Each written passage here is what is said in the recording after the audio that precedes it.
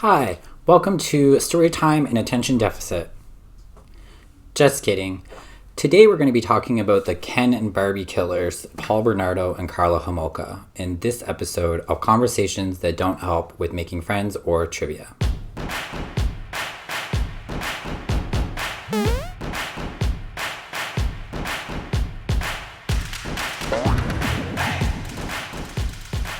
So first of all, a disclaimer, big disclaimer. This topic discusses things of a mature subject matter that is not suitable for children. It's nothing that hasn't been in the news before, but we're talking about some pretty dark stuff. So if you don't like that kind of stuff or there are children present, just rectify that pretty quickly. Second disclaimer is that this video is going to be both long and very watered down. It's a huge case. So it's not really possible for me to go into every single detail, but this video nevertheless will be longer than what I normally do. So let's get into it. Paul Bernardo was born in Scarborough in 1964. Scarborough is the east of Toronto, so if you just are driving east in Toronto, you eventually becomes Scarborough. And he was born in a wealthy area of Scarborough. It's called the Bluffs. Anybody from Scarborough would know. It's kind of like the bougie area. But his home life was anything but idyllic. So his dad was a pervert. His dad was a peeping Tom. He was molesting Paul's sister, and he was very abusive towards Paul's mother. Paul's mother was a bit crazy. So she, due to abuse over years and years, had actually eventually became a recluse who never left the basement, became morbidly obese, a hoarder.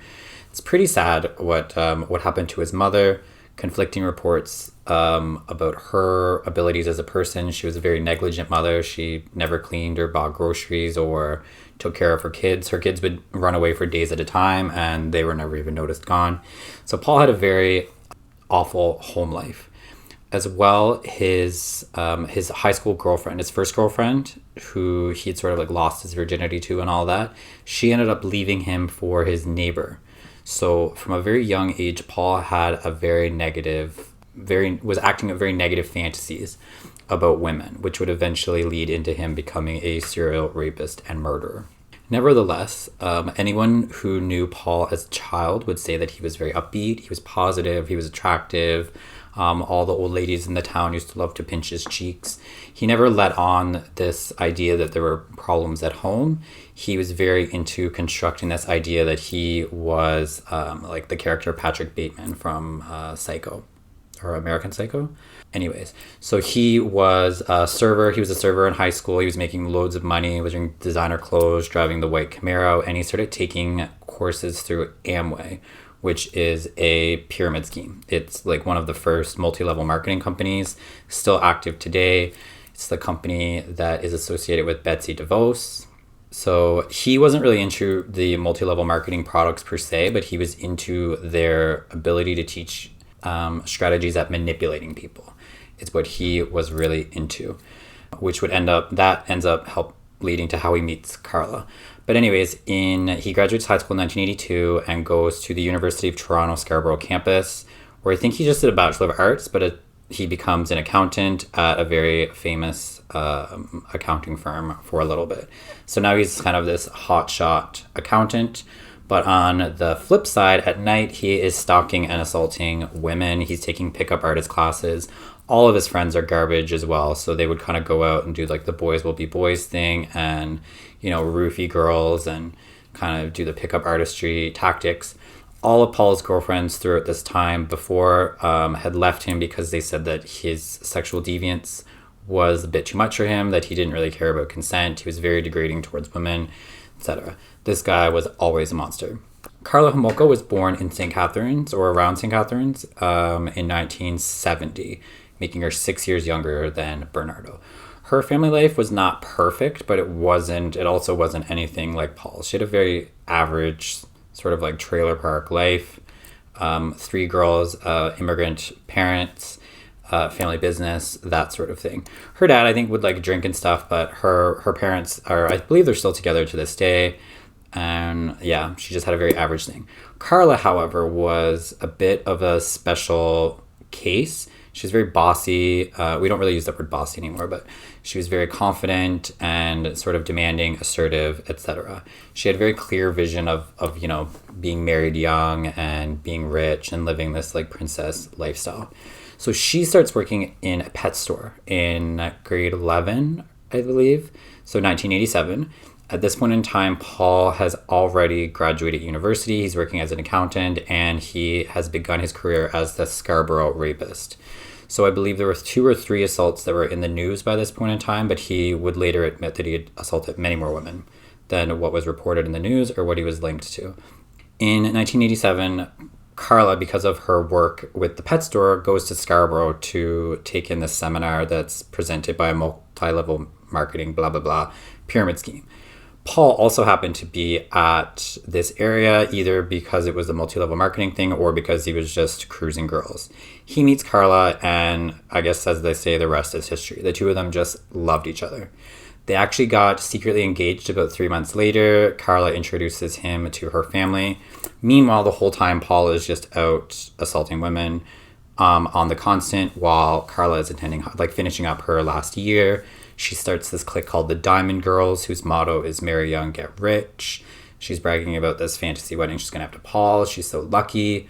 And Paul and Carla enter into a master-slave relationship where Carla basically just does whatever Paul tells her to do. Paul also expresses severe displeasure with Carla that she was not his first, which would lead in eventually to the murder of her sister, because Paul would allege that Carla owed him a virgin to make up for her mistake of not saving herself for him. Like, these people were just nutso. So in 1989, there's a composite sketch which is released of Paul Bernardo. Tips are coming in left, right, and center about him, that he is the Scarborough racist, his own racist. He's also a racist, by the way, but the Scarborough rapist. So his own friends are sending in tips, ex-coworkers. So he kind of like cools it down a little bit in the area. And he ends up losing his job in 1990 and is living 90% of the time at the Homoko household. So the Scarborough police at this time think that the Scarborough rapist has just kind of like stopped or died, or maybe he's gone to prison, because police at that time were not very well connected. So crime could be happening in one end of town and police department at the other end of town would not really know what was going on, which is exactly what happened. So as soon as Paul becomes part of the Homoko family when he's living there, he has a very sick obsession with Carla's sister, Tammy. And this kind of makes Carla a little bit jealous, but she wants to do anything to please Paul. So Carla at this point has now graduated high school and is working as a veterinary assistant or a vet technician. She'd worked between a couple animal clinics, and she steals Valium from one of the clinics, crushes it up in her sister's spaghetti to knock her sister out so that Paul could rape her. This attempt would prove to be unsuccessful for all involved, as Tammy sort of like wakes up as soon as it's beginning and they abandon mission. Keeping in mind there's a lot of other assaults and stuff happening in between, but interest of keeping the video as concise and short as possible, I'm leaving a lot of stuff out. So they plan for round 2 with Tammy, which takes place on December 23rd of 1990.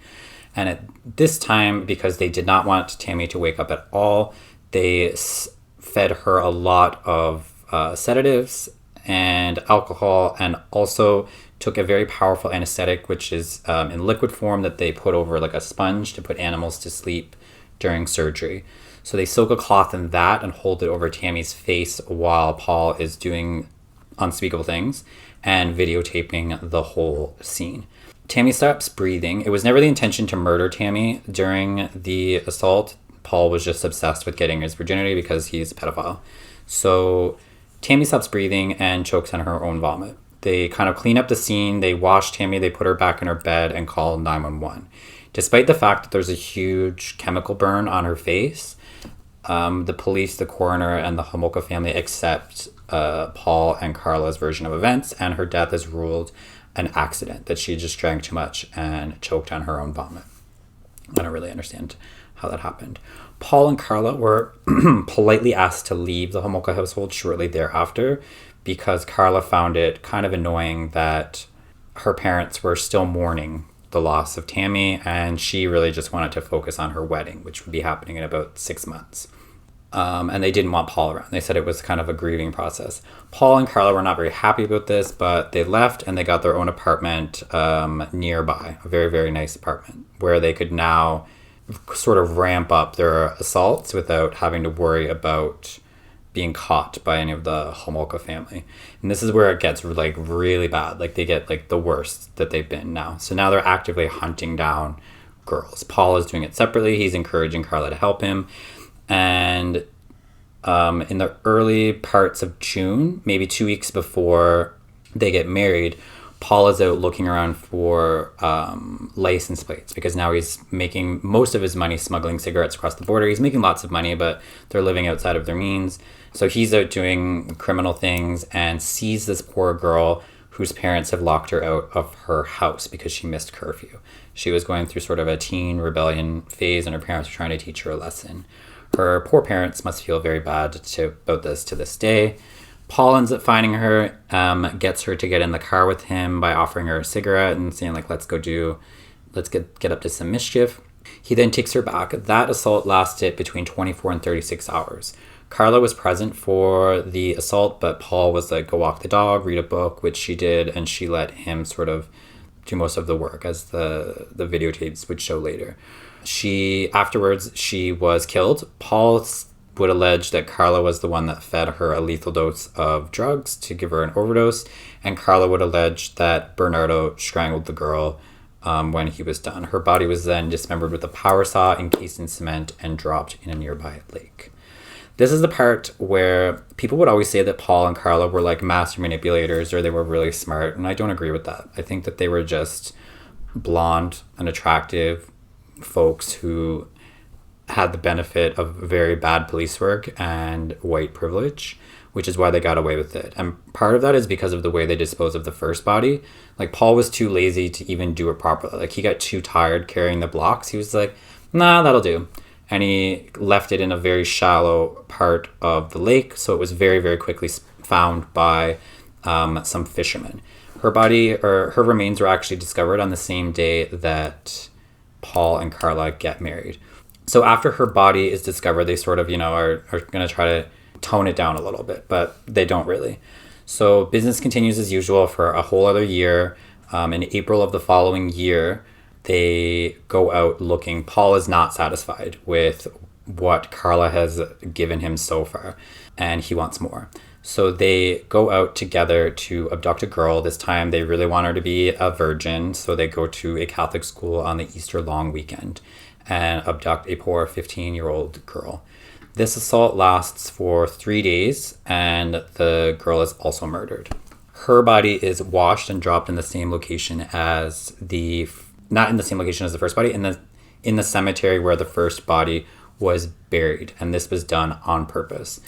Now, a point of clarification is that Carla's involvement in all of this has been speculated throughout time. It's like people generally consider that she's a monster.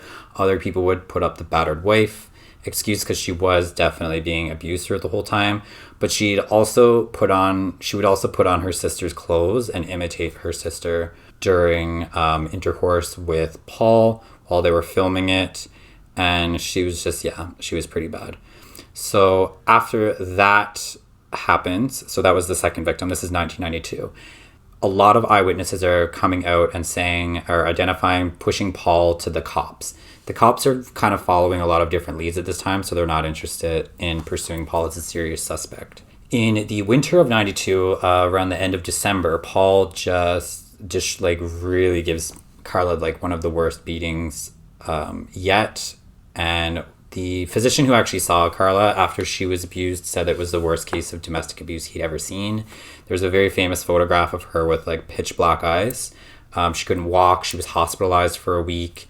And at this point, her family sort of took her away from Paul. So Carla at this point wants to get on with her life. She wants to forget everything had happened. She's broken up with Paul. She's not going back. Paul is like devastated, but I don't know. Who cares? So Paul had actually given his DNA for the Scarborough rape cases back in 1989, but because technology back then was just so bad, it sat for 3 years awaiting testing. So now they've tested it. They've got him on the Scarborough rape cases, but they don't just go and grab him because they want to catch him in the act. And then they also want to link him to the murders of the two girls in that year and the previous year. And they didn't know yet that Tammy would also be attributed to him, but that's where they were sort of going. So there's a lot of like really messy police work, and it gets really complicated during this time. So in February of 93, so she got beat in the December of 92, leaves Paul, and then the police catch up with Paul. So they go to Carla first. Carla then turns completely on Paul. Paul turns on Carla. Carla gets a plea deal, which would be known as the deal with the devil, where she gets 10 years in prison for the role in assisting Paul, which later a lot of people feel that this was a huge miscarriage of justice. I also believe it's a huge miscarriage of justice because of what would be known later was not known at that point. So Paul hears that Carla is sort of turning against him, and he directs his attorney to go to their house where most of the incriminating evidence showing Paul is removed and held by his lawyer. The police search the residence for 71 days, and the only evidence they can find is heavily implicates Carla, who is just about to sign her plea deal. So they add 2 more years under her plea deal, and she goes to prison. So she ends up serving 12 years in prison, 2 counts of manslaughter served concurrently for 10 years, and 2 years for criminal negligence in the result of her daughter's death, in exchange for her testifying at Paul's trial, which would happen in 1995. So that's what happens, and then Paul goes to prison, and Carla basically gets off pretty easy. While she's in prison, she learns French, she gets her BA, and she's out in 2005. She goes directly to the Radio Canada and gives an interview in French, entirely in French, saying that that's kind of who she is now. She wants to leave the old Carla behind, and she vanishes. In 2012, a very famous Canadian journalist, Paula Todd, law teacher, I think. She's a lawyer, she's a journalist, she's like a Charlie's Angel, real life investigative journalist. And she gets word that Carla is teaching kids in the Caribbean. And she was like, well, I mean, this lady murdered three people, 3 young girls. How could she be doing this? At the same time, Ms. Todd is also working on a book on post-conviction life. She's writing a book about people after they get out of prison, and she tracks Carla down. It's actually quite interesting. She writes a 43-page book, which I bought. It's only like $3, and it describes how she found Carla by, just like going into the dark web looking for these names. Carla had changed her name a few times, but the extent to which Carla could change her name was severely limited by the court because they didn't really want her to disappear, but they allowed her to change it to a maiden name that she changed before that I don't really have time to go into. So Ms. Todd goes and tracks Carla down, and in exchange for a short interview, agrees to teach Carla how she found out where she was and to help her kind of hide her tracks in the future. And Carla kind of agrees with this. So Carla ends up getting married as of 2012. She's had 3 children, and she married her brother's lawyer. She was living in Guadeloupe in the Caribbean, but now presently resides somewhere in Quebec and volunteers at schools with children. And yeah, that's the really screwed up story of Paul Bernardo and Carlo Homoko. Obviously, I left a lot of really interesting parts of the discussion out. I just simply can't fit it into this video. Highly recommend you people read up on this case because it is such an interesting discussion from a lot of perspectives. It covers, battered wife syndrome. There was a publication ban on the case after Carla was sent to prison, which was very unusual for Canadian history. And it talks about, shoddy police work, DNA evidence in the early stages. And it's just, a really, really sad story, but people should be aware of it. Anyway, if you like this story and you would like to continue to hear more stories, please subscribe, and leave me some love in the comments. Okay, thanks very much. Like and subscribe. Bye.